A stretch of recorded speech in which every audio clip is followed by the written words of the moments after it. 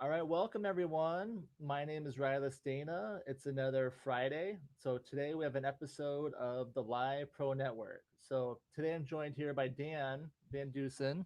So welcome, Dan. Thank you. Excited So to be here today. yeah, Yeah. great, great to have you. Before we get into it, I want to get into a little bit of housekeeping. Let's see, and let me show you my information again here. So housekeeping that I want to get into is I want everyone to go to the Mont Legal YouTube and subscribe over there. So right now we're live in multiple places. So I don't know where you guys are watching, but in the future, this is going to be just on the Mont Legal YouTube page. So this is something that I've kind of seen in the industry. Platform choices aside, but it's better to go just to one place. The advantage of going to one single place is that the comments is one of the main things, Yeah. right? Yeah. So as people participate in the comments, we can see them all right here. You kind of see our behind the Mm-hmm. scenes, software appear on the screen. But if people are commenting in different place, they don't get the benefit of Of each other's opinion. Yeah. Yeah. That right. makes a lot of sense. And that's what I've seen. As real valuable, like in other, I guess, YouTube things or Mm-hmm. live streams that I've watched. I've noticed people are going that direction, Yeah. I to think one even because if place. there's a lot of people that don't watch this live and they can go back later and kind of ask a question even of you, and then you can pop in, and then other people benefit from that as well, all in one spot. Yeah. Yeah. Right. Yeah. Yeah. So we love questions. Yeah. Um, Ask away. yeah. So if you guys are watching, you have some questions. We have a financial advisor and an attorney, so we can answer some questions that you guys have. Let's put your stuff back up here, Dan. So yeah, so let's get into it. So Sure. so what's our first objective today? We said is fun, right? Have a good time. Yeah, that's Have, that's always it. yeah. When I do these shows, the goal is really just to get to know different professionals, Sure. and it's me networking live. Yeah. Hence the name, Live Pro Network. I'm not that creative. I just try to call everything exactly what it is. It takes So the ambiguity out of it, right? Yeah. Yeah. yeah, Yeah.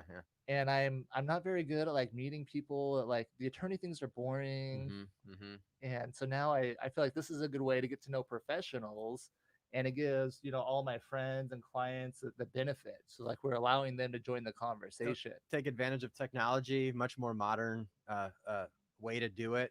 Shows kind of how you're on the leading edge of technology and modernization, which I think is important as your industry evolves too, for sure. So yeah, it's great. Yeah. Yeah. Yeah, so before we get into it, as we were setting up, Mm-hmm. we've had some great topics Yep. come up Yep. that we're kind of saving for the show before we get into the real juicy stuff. But before we get into it, I like to start with just like an introduction. So number one, so who is Dan VanDusen? So Yeah. I say let people know I guess who you are, and then what led you to this business. We don't want to I was born this day, but yeah, give Sure. give us some Sure. background who you are, Absolutely. and then how you got into this business because that's you have an interesting backstory. Fantastic. So Dan VanDusen, and I founded Objective Wealth in middle of 2019. So the business itself is a year and a half old. I'm And what is objective wealth? Yeah, a great question. So we are a fee-only financial planning firm, and so we really focus on working with clients. I have clients of all ages, and we work on kind of helping set their goals, working with their. So fee only as Yep. opposed to commission. Is that kind of the other Yeah, way? yeah, it's a great yeah. So there's kind of So three ways to think about it. There's a fee only. There's kind of a fee based, which is the middle ground, and then there's kind of that commission model that you tend to just get paid on either a product sale or something like that. So as a fee only advisor, there's a couple different ways fee only advisors work. They work on kind of a subscription or a monthly or quarterly kind of flat fee, or they work on what they call a percentage of the investments that you're working with. So those are the two yeah, fee only. yeah, I feel like those are the newer ways. The Yeah, yeah, commissions is kind of like the older way, and not yeah, really yeah. as effective, or it's It really tries to remove the conflict of interest. Now, there's still always some type of conflicts in everything, but it tries to remove as much as possible the conflict.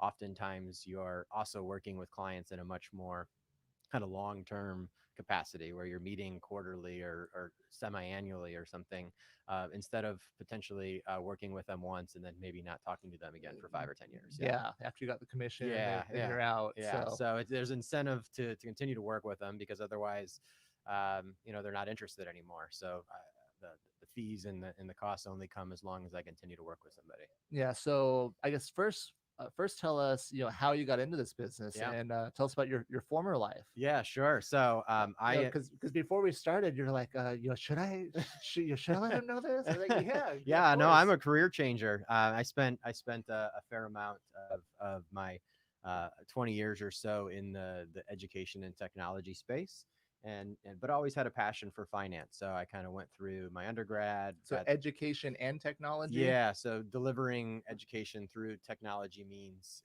in all different capacities. So through in the K-12 realm, as well as the higher education space and kind of the professional learning space. So whether it's Cool. like So learning management systems, content delivery, we were on the early stage when kind of internet was new when I started, for delivering content right up until where some people just do only, if you're going to whether you're going to high school or whether you're going to college, only online, and it's becoming more and more yeah, common. And obviously with today, with COVID and yeah, everything, just think about how everybody has kind of had to switch quick. So yeah, yeah. So they benefited from you kind of pioneering that that's right. industry. Yeah, yeah.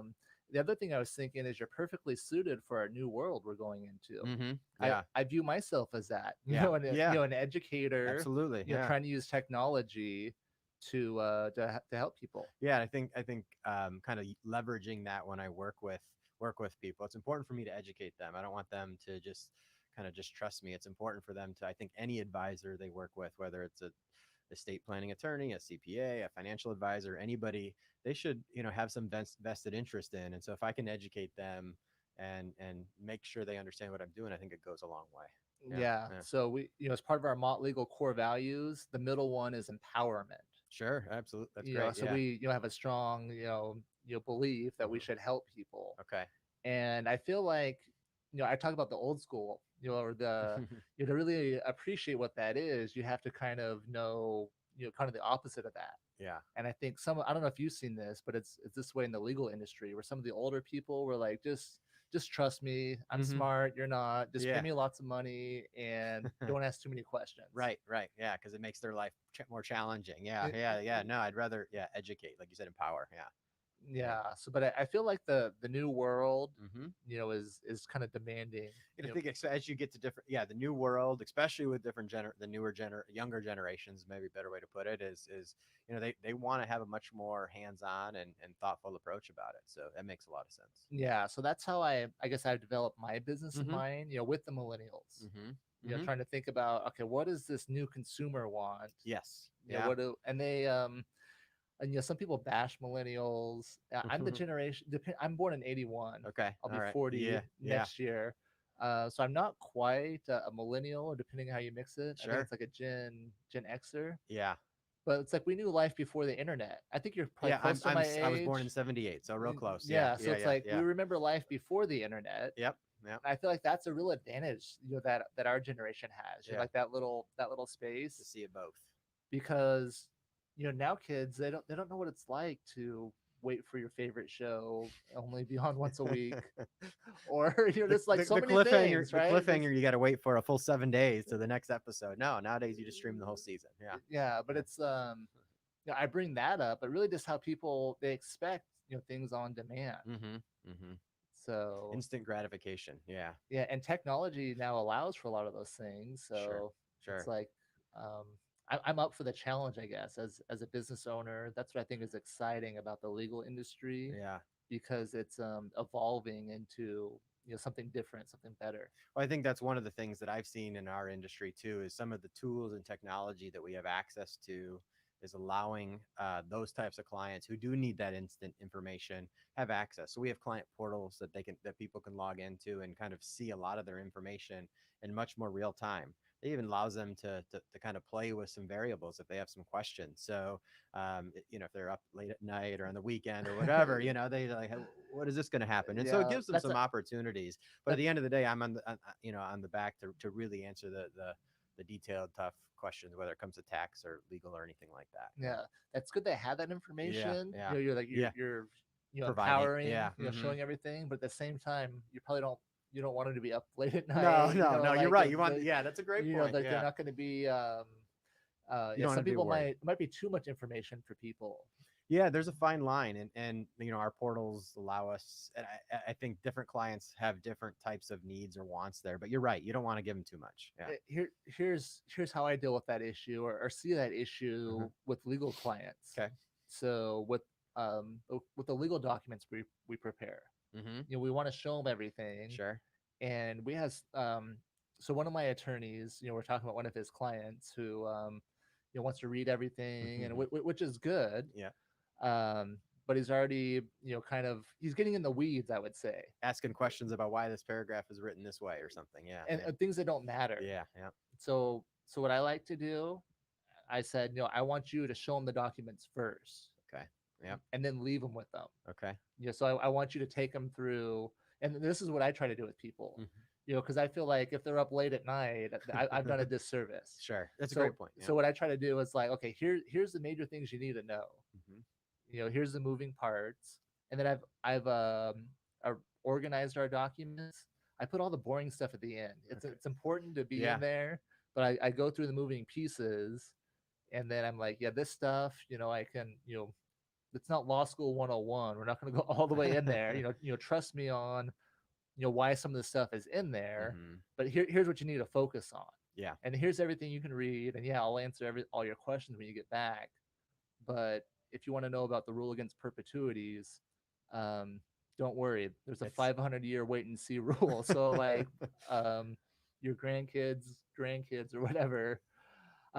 Yeah, you've tried to simplify your documents too. I've seen some of your other live streams where you've talked about that, right? And that probably helps, but traditional old way of a giant binder that you got to lug around and so forth. Now it's much more modernized. Yeah, so I take pride in that. I think it's a challenge though. Sure. Slimmer things down. Yeah. I don't know where the quote comes from. I should find it. I heard it in a book somewhere, but they said if I would have had more time, I would have written a shorter letter. Yeah. Because it takes more, I feel like, to simplify concepts. It makes it harder. I think in the financial planning industry too, there are some advisors that will come and give you this giant stack. It's of charts and graphs that it looks impressive, when you first get it. But at the end of the day, if you can simplify it down to, okay, what are your goals? Some advisors even kind of go all the way to what they call the one-page financial plan. And it's keeping it simple. And so you can get all the supporting documents and everything else electronically. But one page, let's figure out your goals. Where are the action items that we can address first so we can make progress and keep it simple. Yeah, that's great. Yeah. So how, I guess, what led to you making the transition? So you're in the education, which is kind of similar to financial planning, I guess. It's not like that really far. It kind of helps. No, it helps. I went and did some more schooling, and at the time, kind of drew an interest for finance. I had, I guess I would say it was a hobby. I did it out of kind of wanting to learn for myself. So I'm a lifelong learner. I always am always trying to read the latest book or something on terms of the next thing. And so I learned for myself. And then quickly, friends and family were asking questions. I was helping them out.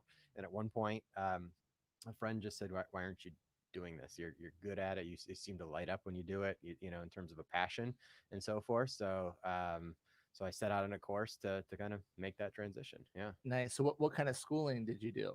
So for the financial planning for financial planning. So I took the CFP curriculum in education, and that is a combination of 6 or 7 courses. Yeah, CFP. I know what that is. Okay. As a lawyer, I don't know if the public knows what a CFP is, certified professional, but I think that's the designation that I look for. Yeah. And, so like when my legal clients ask me, how do I find a financial advisor? Look for the CFP. I give a lot of respect to that because I know it's like similar to a bar exam, I would say, or like a CPA in it's that a tough world. exam. Yeah. So and just for full clarification, I actually don't have because I'm a career changer, I don't have all the full hours. So I'm technically not a CFP as of today. Okay. But I've done all of the training requirements. I've done the education piece. I've taken the exam. There's an ethics piece, and now it's now what they call the experience piece, and so it's Okay. getting that 6,000 hours. So Cool, yeah, cool. So, yeah, so it's at one point in my life, uh-huh. I had a goal. I wanted to be a CFP as Okay, well as yeah. an attorney because there's so much There crossover are. There's we in the go a lot into industry. this. There's a whole course of the 7 is just estate planning only and strategies around it. And so I Yeah, don't get nearly as detailed as you, but there's a lot of crossover. We work together a lot. yeah. I've had a lot of financial advisors as clients, Okay, sure. and a lot of CPAs, and I love like nerding out with those type of Uh-huh. people. Yeah, Because that's where I'll go into if they want to talk a little bit more about um, that's where some of the strategy can get into as you're working with clients, and as the laws change, as gift taxes change, or whatever, or you're just trying to protect assets, it's always changing. People's lives change, and so there's a lot of strategy opportunities there to work together. Yeah. Yeah, so it's important to have a team. Mm-hmm. So I like working with financial advisors, and we can chat about this now. So something that I see developing in the industry Mm-hmm. is how financial advisors are offering legal services. Yeah. You know, Yeah. Yeah. um, this is a trend I've seen happen for a while. I feel like everyone is doing everything, and now I feel like now in the financial world, I'm hearing in the news that Wells Fargo is selling their trust department Okay. Yeah. and also selling their credit card department. I didn't know that. Yeah. Yeah. So you can see companies are Mm-hmm. starting to get out of things, Divest. Yeah. but as an attorney, I saw a lot of, I'll call it, I don't know what you want to call it, encroachment was the first thing I thought of. I don't know if that's the right word, but where the financial was trying to taking over the legal space, Okay. Mm-hmm. doing Mm-hmm. things like the trust administration is one of the major areas I Sure. saw Sure. Yeah. where they say you don't need an attorney, let us handle everything Yeah. because they're concerned about keeping assets under management. Yep. Yep. Mm-hmm. That pressure is real, right? It is real. It is a conflict that's there. Absolutely. Yeah. So you said you're going back to your structure is you're mostly fee based, where you do some where it's not all focused on assets under Yeah. management, but And it's not, and I think there's opportunities even to have a different trustee, and prove your worth if you want to help manage. There's a lot of opportunities or there's a lot of trusts that need asset help, and you can help with those. But I think working with an expert to really take on that legal aspect of a trustee, I think a lot of people don't realize how much burden can be in a trustee, right? And yeah, families who may not like you as a trustee and yeah. so So forth. so that's what I see as I used encroachment, Yeah. meaning as financial institutions were doing Mm-hmm. more of that. Yep.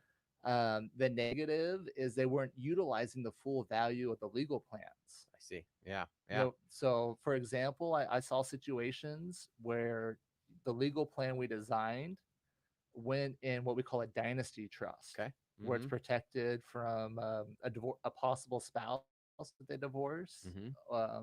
or any type of creditor really. Mm-hmm. And people think like, oh, I don't need creditors. I pay my bills. I'm a good person. I don't need Mm-hmm. asset protection. But one car accident, Yeah. and Yeah. they say a bad word, and then go, man, am I protected? Yeah. Yeah. Am I a target for a lawsuit? But what I've seen happen is where the legal plan was going to go into a protected trust, and then the bank has it go directly to a joint account with the spouse, Yeah. That's not even in the trust. mm-hmm. And maybe it was just innocent, but maybe it was a good move on that spouse. Sure.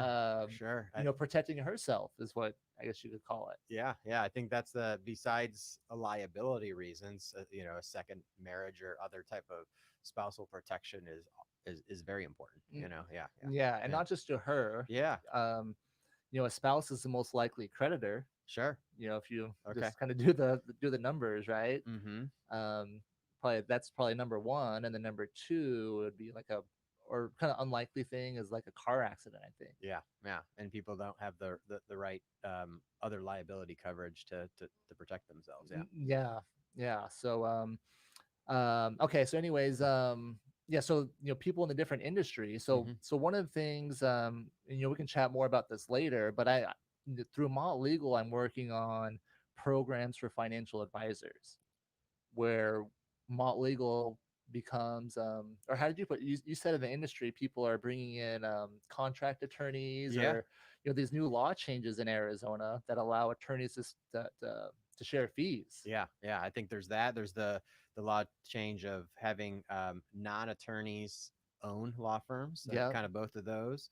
I think the big thing, the benefit to a client is just having that kind of cohesive experience, right? And so in the olden days, a financial advisor or an estate attorney would kind of say, "Hey, go talk to Rilus, go talk to Dan," and oftentimes they get busy and they never kind of follow up. And oftentimes I'm talking to people, did you get your estate plan done yet? No. And so I think taking it through, having a more cohesive partnership, working together tightly, having the visibility to see what's done, um, just provides a better experience for the client. You can kind of help hold their hand, because a lot of times as a financial advisor, I end up being an accountability partner to them, and that's what we can help with. Yeah. Yeah. So I see good opportunities Hmm. there, as Mott Legal works with financial advisors. Absolutely. um, Basically, this is something that's been happening for a while as well. Hmm. The big advisors have been doing this. Maybe they bring in an attorney, or maybe they use a service like, there's Hyatt Legal. It's Hmm. actually MetLife. They're branding it more now. Okay. It's All right. always been owned by MetLife, but that's an insurance product basically, Okay. where a lot of employers provide it as a Oh benefit, yeah, I'm familiar. Yeah. and then their employees can go, like, we're a provider for it. I, Okay. I probably have to be careful how much I say. I can say we're a provider, but we so when people have the coverage, Hmm. it's just like insurance. Yeah, they go use it and then you're It reimbursed that way. yeah, it Yeah. provides a certain amount. Hmm. And I've seen recently, I've been approached by a different financial advisor where, they're offering MetLife for their clients. Interesting. Yeah. So Yeah. the way that they're providing, legal services Hmm. is through like an insurance policy. Interesting. Okay. And on the same note, you could see financial advisors that are potentially wrapping in the entire experience to a client, and making sure they get their. So it's already started with taxes. So a lot of financial advisors either outsource or help start doing taxes on behalf of their client because they have all their financial information already. It can Yeah, easily happen with an estate attorney.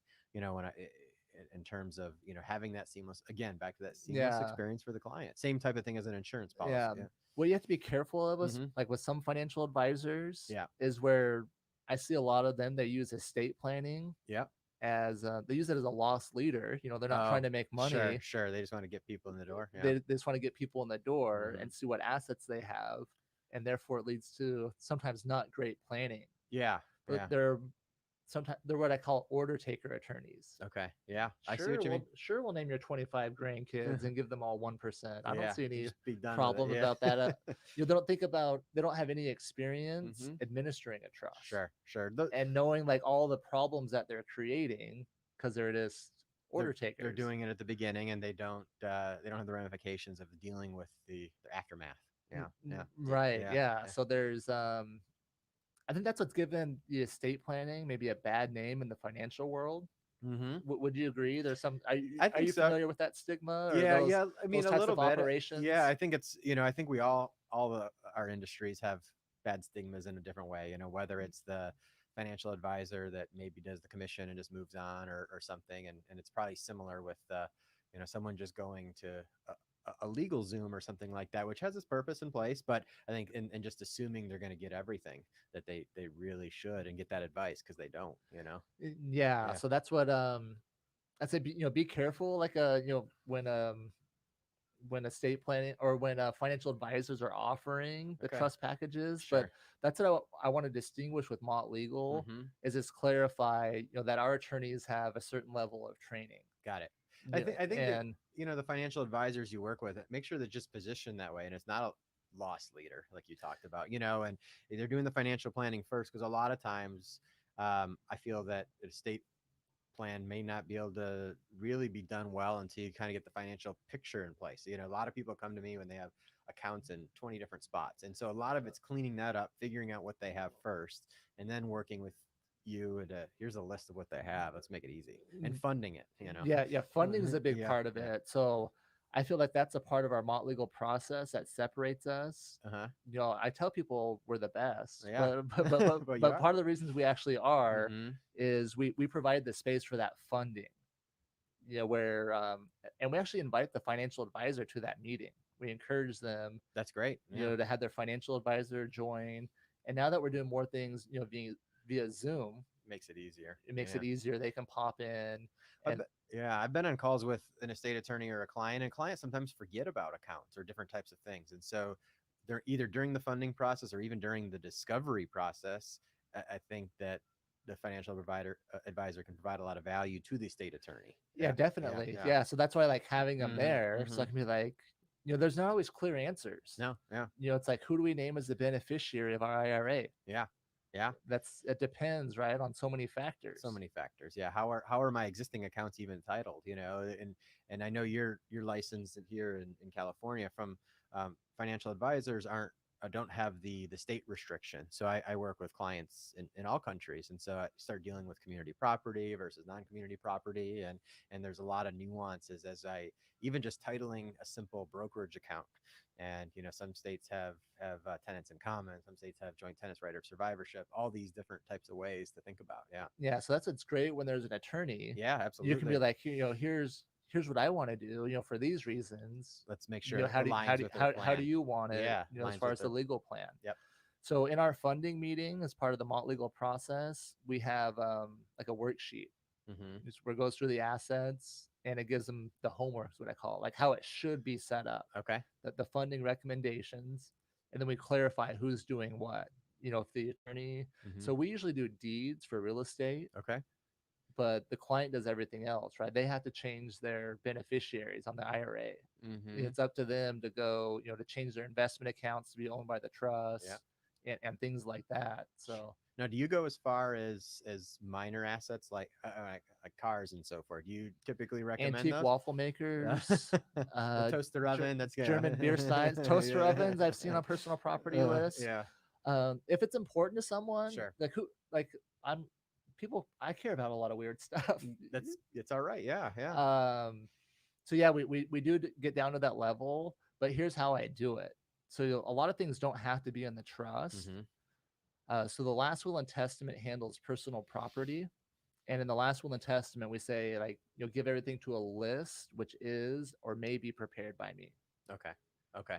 And then whatever's not on the list, then give it to my spouse or to my kids. So we add in that list somewhere That makes sense. to give them the option to update that regularly, without having to pay an attorney. Sure. Sure. They can just kind of put it in the back of the book and handwrite it in or whatever. Yeah. Yeah. Okay. Awesome. So, and then depending on what it is, my other move or Mhm. trick I like to do, it's not really my style of planning, I guess you would say, is our trust. I like to keep it simple. Mm-hmm. The ascertainable standard, Yeah. health, education, maintenance, and support. Yep. Yeah. Where we're following that regular standard. And then I say, give unofficial instructions to the trustee. Especially if it's your brother, or even if it's Mott Legal, we serve in that we'll serve as a successor trustee for people Okay. as that fiduciary. Sure. So I'm like, if I have those instructions, that gives me some guidance what I can do. I like them to be unofficial because we don't want it to go into court. Okay. If the Yeah. trust says, that they can backpack Europe when they're 18 and do all of this and that, Mm-hmm. it's too specific. Yeah. too specific. Yeah. And depending on, the amount of the assets or whatever it is, the beneficiary could sue the trustee and say, why didn't I get this? Yeah. Versus if that's in the unofficial instructions, there's plenty of assets there. Yeah. Yeah. And the trustee can be like, all right, that's support and maintenance. Yep. Yep. And then they have, also, I'm always thinking of like, all right, worst case scenario, trustee gets sued if they do this, right? Mm-hmm. They have, guidance from the trustor, the trust creator, of their instructions. And then as long as they can fit that in the ascertainable standard, support, maintenance, those Health, things, education. Yeah. Yeah. Yeah. Yeah. then they're good. The backpacking trip to Europe to educate. Yeah. Yeah. Yeah, right. Yeah. That's education. Yeah, People, yeah. Gain value out of that. Mm-hmm. So I've had people use that where they're like, sometimes they're like, I want to make sure my kid doesn't spend too much on a car or whatever it is, Yeah. but I don't like forcing it in the trust, saying they can never have, more than, Honda Civic value or whatever it is, or Mm-hmm. because it could just create problems later. Now, how do you, as a trustee or a successor trustee, find trusted financial people too? Because a lot of times they're big assets. Some of these trusts can be pretty big assets, and so trying to figure out how to manage those too is where Yeah, the other direction comes, I think, in terms of help trusting somebody. yeah. Good point. So, I think a lot of people that come to me, Mm-hmm. they already have a financial advisor, Yeah. or maybe I Yeah. would say they identify as having a Sure. financial advisor. Sure. Yeah. Maybe there's that may be someone at the bank, Mm-hmm. Mm-hmm. who helped them set up a Yeah. CD, but they view that as their financial advisor. Yeah. Or their parents set it up and it's been handed down because that person is no longer at the firm because they've retired or something too. Yeah, that happens a lot. It's Yeah, just in limbo. identify with the financial advisor. They Yes. think they have one. I think it's probably some of the No, you category. say you say that the identifying piece. That's important because there's tons of attorneys, tons of financial advisors that are out there, and it's important that you kind of mix well. And I think personality both ways makes it is very important in the relationship for sure. Yeah. Yeah, So, identifying. when it comes to their financial plan Mm-hmm. specifically, sometimes in the first meeting, Mm-hmm. as I'm looking at the assets and designing an estate plan for them, I'm trying to get their goals, Yeah. figure out what they want to do, and figure out How much money ultimately they need from the trust on a regular basis. Yeah. yeah, things like that. So usually my clients are the ones that create the trust themselves, so they have full control over Mm-hmm. everything. Okay. And so we're designing how we pass that. I got it. Yep. Yeah. And Uh, when it's in a dynasty. Yeah. Mm-hmm. yeah, but when it comes to the funding meeting, that's when it's more like, yeah, do you have a financial advisor? Sure. Because I tell them, big picture, I want all these things in the trust. Yeah. Yeah. But the underlying investments, that's not my. No, that's yeah. I don't know. People will ask me questions sometimes, like, yeah, is this a good way, or is that Sure. where I should be, or and But it's there's a like, line, and there's there's regulation too. You got to be careful, I'm sure, with from liability, especially with investments. yeah, I tell people, like, I know enough where I'm dangerous. Mm-hmm. It's not my area of Yeah. expertise. So when I represent trustees, Mm-hmm. that's a big part of our business. We help people administer a trust. Um, I usually recommend that they hire a financial advisor. Mm-hmm. Yeah. Sometimes we're liquidating assets. Most of the time we're liquidating, so then it's not as important of Wrapping it up the trust. basis and Yeah. those types Mm-hmm. of things. But in trusts where they're ongoing, Mm-hmm. where they're managing assets for beneficiaries, like until they turn 35 Sure. and Yeah. they're in their 20s. You got 15 years. I, Yeah. I, I don't know how to manage that. Yeah. And my legal advice is hire someone, Yeah. Yeah. because you have the liability Absolutely. as the Mm-hmm. trustee. So Yeah. you better have something where if you get sued, you can say, Point back to another. this is where I got the advice. This Makes is why I did that. yeah. Yeah. Makes sense. So, all right. So the other thing I want to get into Mm-hmm. that we talked about in our little pre-conversation before Sure. we went live is cryptocurrency. Yeah. Should we Yeah. talk It's crypto? exciting. It I was excited to hear that you're not afraid of that topic. Yeah, I'm not afraid of it. I still getting my head around it. It's new for a lot of people. In fact, I attended a conference at the beginning of this week where it was put on by several financial advisors, some people in the crypto space, and they're really trying to figure out, what's coming to market in terms of it's being, SEC regulations and so forth. It's still So how do the advisors receive it? I think it depends on the type of advisor. I think the message at this conference was if you don't get your head around it, you're going to start seeing clients who want it, and Yeah, you'll be left standing flat footed. yeah. And yeah. I love going to like in the legal space, some Hmm. of these topics. I've been to CLEs, continuing legal Sure, education, sure, yeah. about this, and it seems like some of like the older generation is like, this is the dumbest thing ever. Like, why would you do this? There was an attorney. There was And an attorney that had a session, was talking about it, and trying to figure out how you deal with if it's if especially if it's I forget the term they use, just cold storage, and you have keys and so forth. How do you keep those from like an estate planning standpoint? It's an interesting topic. Yeah. yeah, so let's back up a little bit on Okay. the Sorry. Yeah. so blockchain crypto. So what I barely understand it. And Mhm. let's look at these comments. Let's see. First time Oh, viewer, attorney here. Oh, let's see. Attorney here in Phoenix that is in the REI world, real estate investment. Excited to see what you guys have going. Oh, thanks, Casey. Thanks for joining in. I'm gonna go live later today, Casey, on the Mont Legal page, but I'm gonna be talking specifically for the REI people, real estate investors, on how to work with probate attorneys. So I have some tools there that I developed for Pace, my friend Pace Morby. I spoke at a mastermind he did, so we can touch on that. Connor too. Thanks guys for the support. Yeah. But yeah, crypto. So what is it? I barely understand it. Yeah. So I the blockchain is what powers it, right? Sure. Yeah. I think there's a tech and you guys, there may be some more experts out there, but it's there's this technology layer, but then there's also the different coins or value of currency Which that's is on top. those are kind of like stocks, is what I would say, They can almost be. in a Yeah. way. Yeah. Yeah. So the blockchain. So the way I understand that, Mm-hmm. it basically allows computers to talk to each other. Yeah. Is that a fair Yeah. way to say it? It Kind of like does, a and generalization. it's well, there's different types of coins, but a lot of them are decentralized. So sometimes it's thousands or tens of thousands of computers that are storing everybody's value. Yeah, so that's a big part of it, Mm-hmm. decentralized. Mm-hmm. So that's like the ledger is what they call Yep. that, right? So they Yeah. have like a public place. Yes. So when computers want to talk to each other, Mm-hmm. it's a way that they can authenticate. Yep. And true that it truly is a real coin. Yeah. So A real. the way it works, I understand it. So like if we want to do a transaction on the blockchain, we don't know each other at Mm-hmm. all. I put in my key, basically like my set of numbers, Yeah. and I think the blockchain, it gives like a math problem or something, right? Yeah. It's math driven. Yeah. Yeah. So it's like, all right, if you're authentic, then solve this problem to match it. And so I have one block in the blockchain, and then you have another one, right? And Yeah. then it stays in the public ledger. Yeah. Yeah. So Forever. Yeah. so that it stays it's encrypted, so they Mm-hmm. can't see who Mm-hmm. these people are. Theoretically, Right. the Right. I government's think so. figured out ways to do Maybe. it. I'm sure. Yeah. So if you use like Coinbase or something like that, your wallet, I think that appears in there. Yep.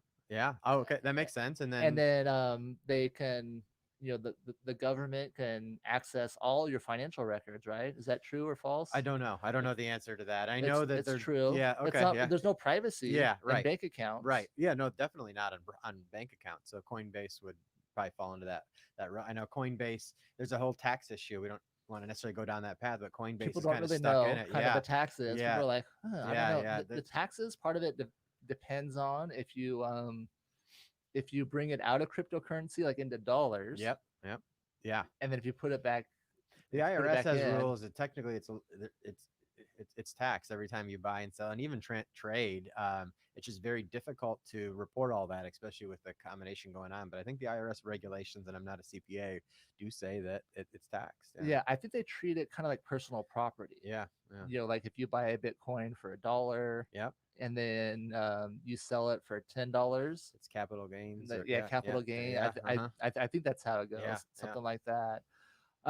Okay, so the blockchain's the future, I feel like. Sure. Whether it's I think currency or not. I mean, some people talk about real estate transactions. That Casey says he's an attorney in real estate, and perhaps whether it's transactions. Yeah, And, I see estate planning being done in the blockchain in the future. That would be interesting. Upon my death, that's a condition that can be proved. Transfer these accounts. That'd be fantastic. To these 3 people. Because how often are people have their estate plan done, and then someone passes away, and then you got to find it, or either find the attorney who did it if it's digital, or find the paper copy, and if it's in the blockchain or some type of technology, it's just there. Yeah, and then contracts. So I've one of the ways I've learned about cryptocurrency is in the music industry. Okay. So I watched a YouTube this weekend about this artist RAC. Okay. Grammy award winning, and like a big artist, but he's used cryptocurrency for he sold a mixtape to his fans. Okay. So and it's all through crypto. All through crypto. Wow. But it's a way to let the market set the value, what to sell it at. And I think they ended up going up to like $3,000.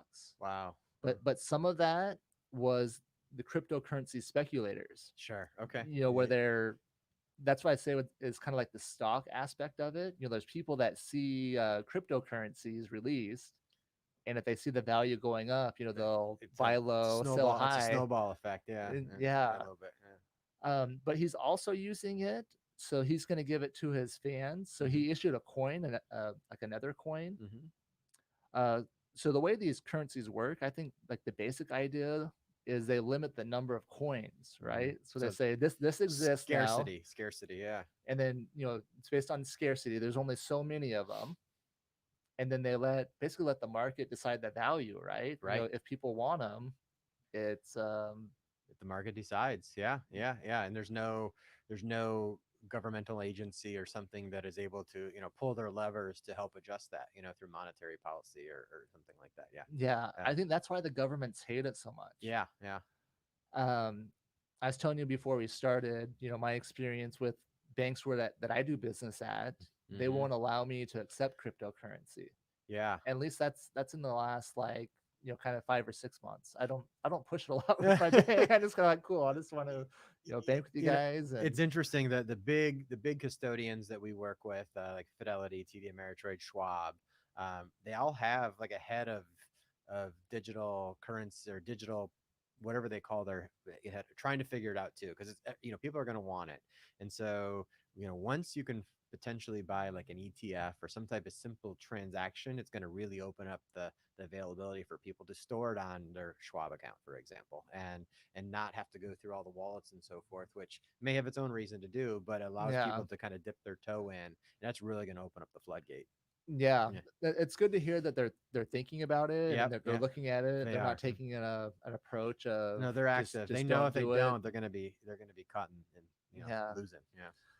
yeah. I see.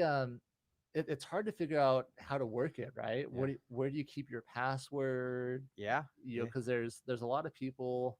The bad part about decentralized is if you lose your password, there's no one there to reset it for you. Yeah, I've It- heard a lot of people share the story there and in the early days of Bitcoin, and they didn't think anything of it. They've lost that hard drive or password now.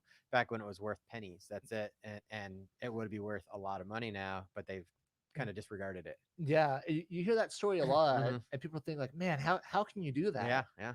yeah, I was talking to one of my friends recently. People need to remember the Napster days, right? This yeah, is going back to music. yeah, Like yeah. people, so one of my friends, he was downloading a bunch of music, which as Yeah. people No, did everybody in did. Yeah, yeah, the early 90s, sure. when that was first Yeah, available and a this is thing. all before iTunes and everything else. Everybody, and this is Yeah. the only way to. Yeah, Then you had Metallica be like come along, yeah, big yeah, lawsuits, yeah, and the music industry was going after some people. Do you remember hearing about that though? Like yeah, people getting busted, yeah. like They're trying to do it. Yeah, and making an example out of people. But he probably wasn't at that level, but he just deleted his hard drive. okay, yeah, yeah, That because he had a bunch of music on it. with crypto. Yeah, he also had these weird Bitcoin things, that he bought too. Wow, And they're gone. yeah, later, as Bitcoin's more of a thing, it's like, yeah, where are those?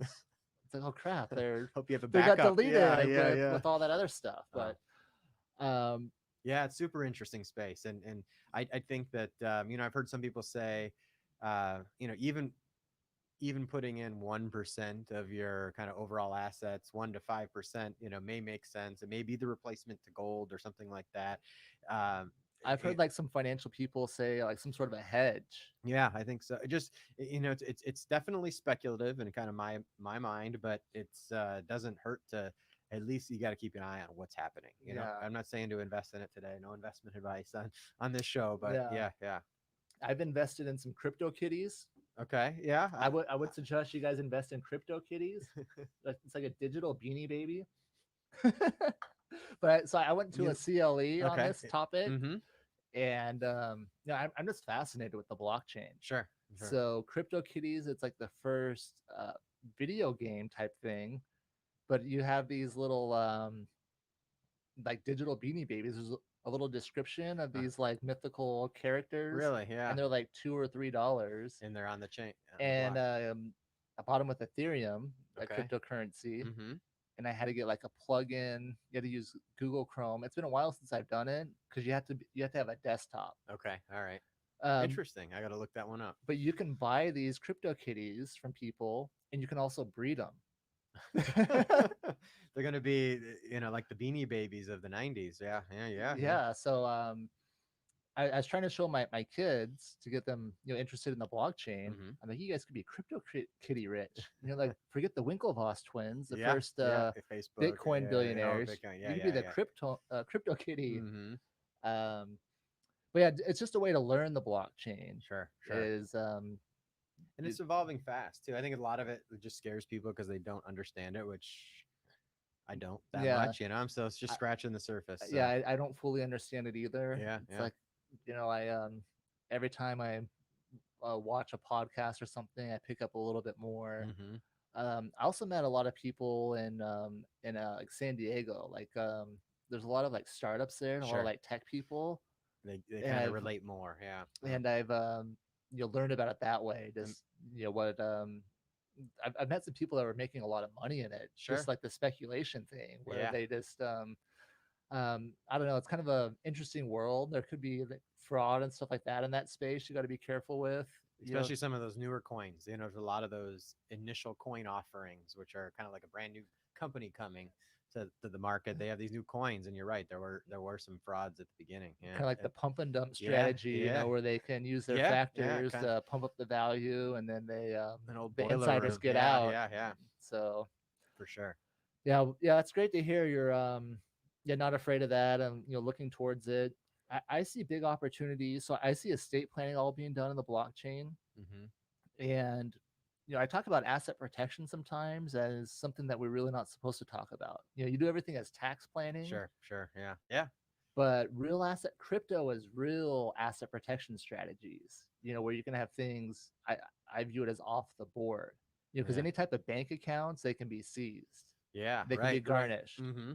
But with crypto, I don't think they can be garnished. Although I think the U.S. government has some. I think they seized some from what was that, the Silk Road creator? Okay, yeah, yeah, that could be. Yeah, they could get some, and then there's some coins that are becoming much more centralized, which is interesting too, and that provides, I guess, some benefits in terms of like speed of transaction. Bitcoin.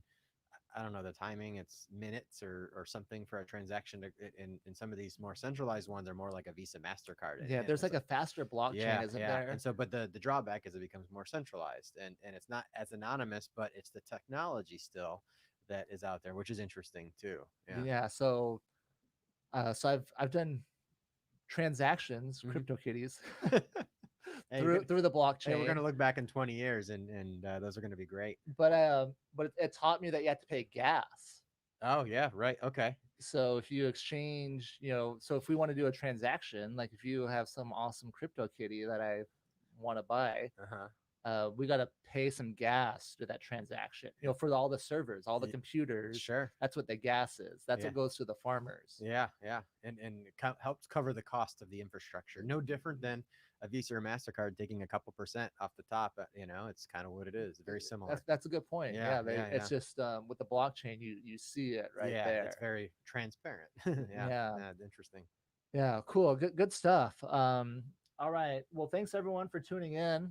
Do we want to touch on any other topics before we wrap it up today? No, I just this is great. We had some good questions, and I'll get your stuff back it on was there. it was it was it was a blast catching up for sure. Yeah, it was fun. So we'll keep in touch. Let us know if you guys like this video. Hit a thumbs up if you want to see more of these types of things, and we can continue. I feel like your education space. Hmm. Yeah, Same thing. We sure. can continue to chat about the market and what the opportunities are out there for people, Be and fun. then the way I use this show is I'm Hmm. building my, showing people my network of Yeah, financial advisors.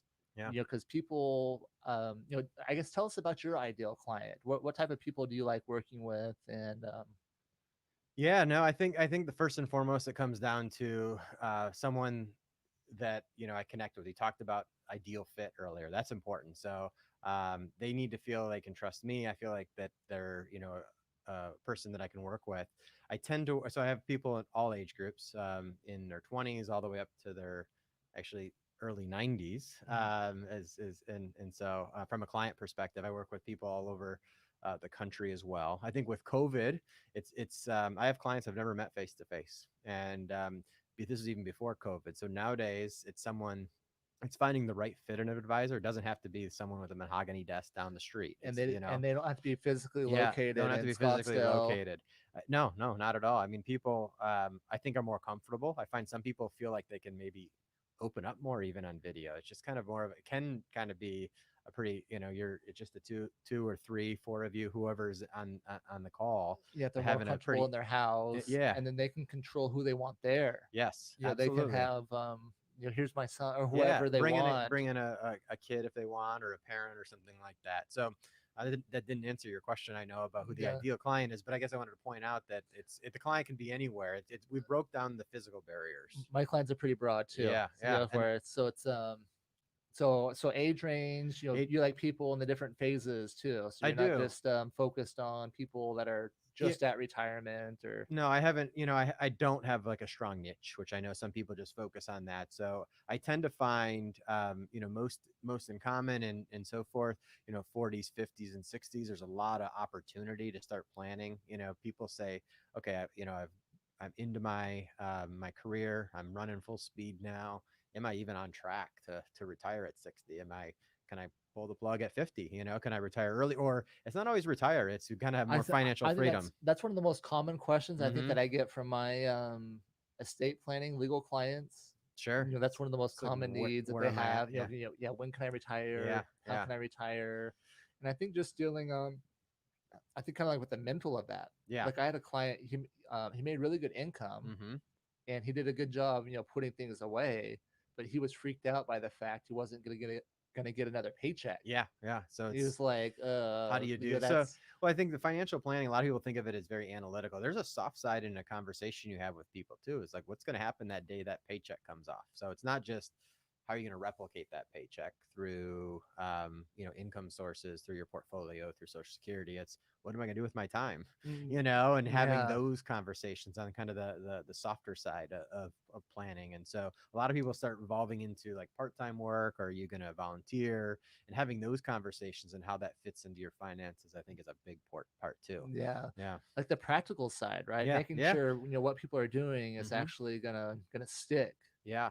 And I think the other thing too, I have some clients that, you know, that are about 40 or about 50 and they want to transition. It's not retiring, but they want to completely career change similar to what I did. But now it's like, can Yeah, I, so you're probably, you know, what a great resource. Like mm, anyone looking for a career change, you yeah. know. So like you probably have a lot of people that have that same perspective, right? Or Yeah. considering a career That's change. exactly right. It's like, how does that affect? How will this affect my picture? Can I still meet my goals? 'Cause at the end of the day, it's like, what are your goals, and let's make them work. And so it's kind of figuring out how that works. So it's a good opportunity.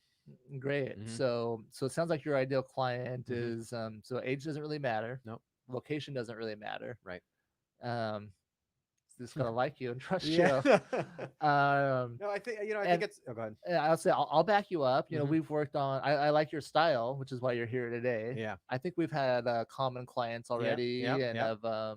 you know, We've had some. Even you jumped when I had a weird situation, you know, with COVID, and you can't get to a client in the hospital, and trying to figure those out. So we've worked together. yeah. But there's so much value there where it's Hmm. like you know, you have your different specialties. So Yeah. you know, I like you know, to help my clients, I like to have a good options for them. Yeah. It's option. You know, because it's not always just one person, because that personality is very important. Yeah. Yeah. Yeah. Yeah.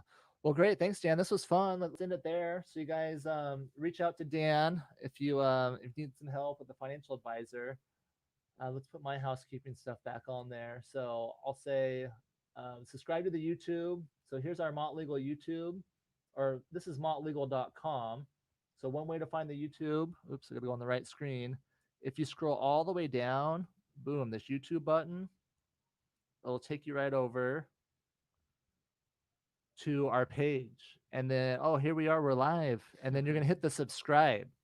And then we got a lot of good videos that I've done here. So the past shows, you guys can go back, see other people that have been on.